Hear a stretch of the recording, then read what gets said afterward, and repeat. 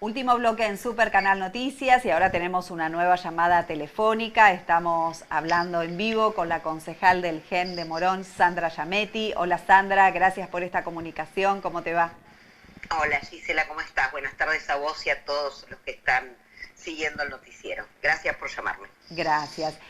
Quería saber de qué se trata el pedido de informe que están elaborando para presentar en el recinto próximamente, que está relacionado con el estado sanitario de las escuelas y cómo se implementa el protocolo.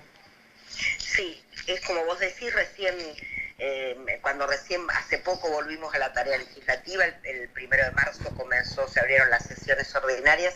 Nosotros en esos días estábamos trabajando en dos pedidos de informes. Uno era el pedido de vacunas, de informes sobre vacunas.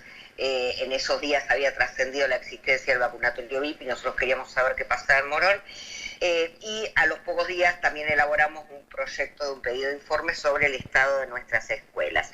Sí. En esos días ya se estaba volviendo a la presencialidad y yo decía, voy por el tercer año de la concejalía. Los primeros 2 años los dedicamos, y los concejales con los que compartíamos el lugar en Morón, nos vimos dedicados e involucrados en una serie de problemáticas de características edilicias de todas nuestras escuelas.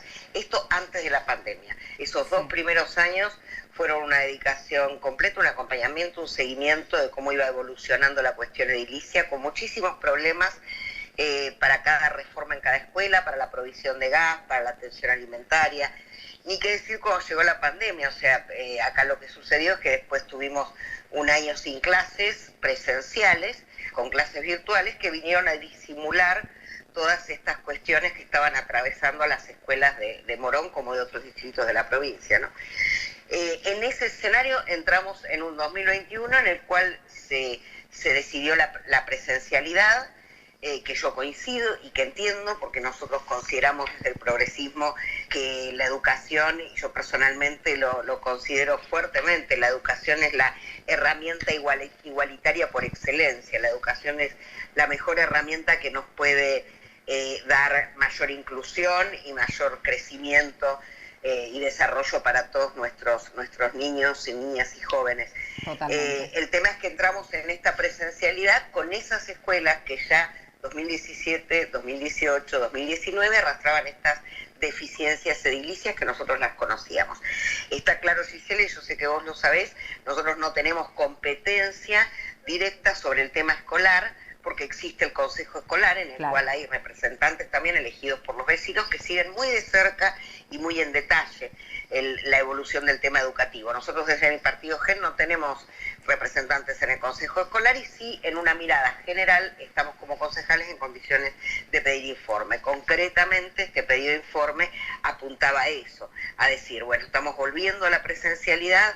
La educación tiene que ser una prioridad en esta pandemia, pero necesitamos saber en qué condiciones edilicias, en primer lugar, qué protocolos estaban aplicando. Si bien son públicos para todos y más para quienes tienen hijos e hijas en edad escolar, las docentes, los directivos de las escuelas nos transmitían y nos transmiten permanentemente que llegan permanentemente nuevas resoluciones, sobre todo en el comienzo, en esos días que presentamos este proyecto, que reveían decisiones anteriores y hacían modificaciones. Naturalmente, todo esto tiene que ser revisado permanentemente porque la práctica es la que va dando el rumbo por donde hay que seguir. Lo que más nos preocupaba eran las condiciones edilicias. Habíamos arrancado con protocolos que hablaban de distancias, de distanciamientos, de burbujas, de conformación de burbujas, y nosotros sabíamos positivamente que tenemos establecimientos educativos con serias deficiencias, que a veces tienen un solo baño para infinidad de alumnos, para decenas de alumnos, y se nos convertía muy preocupante saber cómo nuestras escuelas, las escuelas del conurbano de Morón, del conurbano y de Morón bajándolas, a que no son escuelas que venían brillando por su excelencia edilicia, son escuelas con muchas dificultades. ¿Usted o algún, perdón Sandra, usted o algún colaborador o colaboradora pudo recorrer, digamos, en una primera mano, cómo están las escuelas en estos días o en los días previos al comienzo de clases? Nosotros, más que recorrer, entramos en contacto para no agregar más complejidad y estar presencialmente alterando el curso de las medidas. Nosotros lo que podemos ver es no por visitar, sino por estar en contacto. Estamos en contacto con muchos docentes, tenemos integrantes de nuestra militancia partidaria que son docentes y directivos docentes, y nos llega además de los vecinos, nos llega de gente conocida, nos llega de gente que nos leyó algo en redes y nos hace llegar en tal escuela pasa tal cosa, y lo que fuimos haciendo es, a ojo nada más y por la relación permanente, un relevamiento en base a relatos y a información que nos transmiten. Por eso lo que necesitamos cuanto antes es que la información sea oficial. Nosotros sabemos de escuelas que no han comenzado, claro. ¿Sí? Y si yo no las enumero, más allá de haber esto, no es algo que nos llega con certeza, o por padres que envían los niños a esas escuelas, o por docentes que estaban en una obra, que los encontró en una obra y esto impidió que se vuelva a la presencialidad. Sabemos que hay algunos elementos que son fundamentales y que hay que tenerlos en cuenta en este momento, que es lo que en otro momento, por ejemplo, una escuela sin agua potable, una cosa era en el 2019 la preocupación y otra cosa es en este momento, en que es vital la provisión de agua de manera continua para que todos puedan tener las mismas condiciones de higiene y de mantenimiento dentro de las escuelas. Sandra, cambiando de tema, ¿sí? Discúlpame. No. ¿Cuál es la posición del GEN con respecto a realizar o no las PASO en este contexto?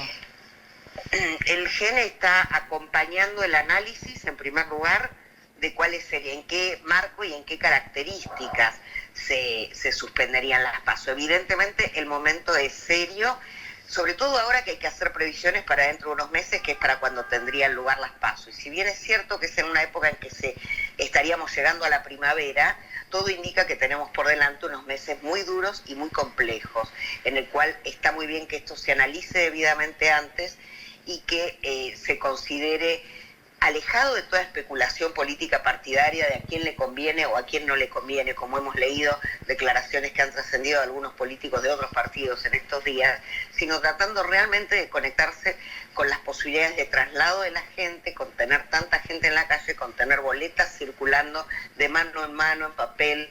Entonces es muy difícil encarar esto en las condiciones en las que estamos. Los gobiernos anteriores, los dos gobiernos de distintos signos políticos que hemos tenido, quedaron debiéndonos como una cosa muy importante la reforma política. La reforma política hablaba de otra forma de votación. Hoy no la tenemos, esa otra forma de votación.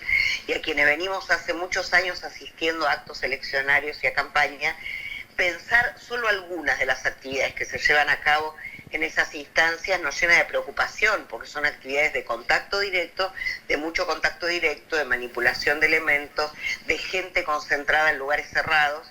Entonces, evidentemente, hay que tomar algunas decisiones y hay que analizarlo y también hay que dialogar. A mí me pareció un buen paso cuando trascendió hace unos días que el gobierno está hablando de esto con la oposición, porque nosotros somos gente de diálogo y no es solo una declaración, esa es la única manera de gestionar. Ojalá el gobierno lo aceptara en un montón de cosas que no lo acepta y ojalá la oposición dejara de ser un poco tan salvaje en algunos casos para estar nada más que tirando más angustia a las preocupaciones de la gente y pudiera haber algún tema, aunque sea las PASO, que los encuentre en un punto de acuerdo y de análisis serio sobre los riesgos que conlleva llevarlos. Después, opiniones, hay infinidad. Dentro del mismo oficialismo estamos escuchando opiniones muy distintas. Hay quienes hablan de hacerla, quienes hablan de suspenderla, quienes hablan de hacer la PASO el mismo día que la general.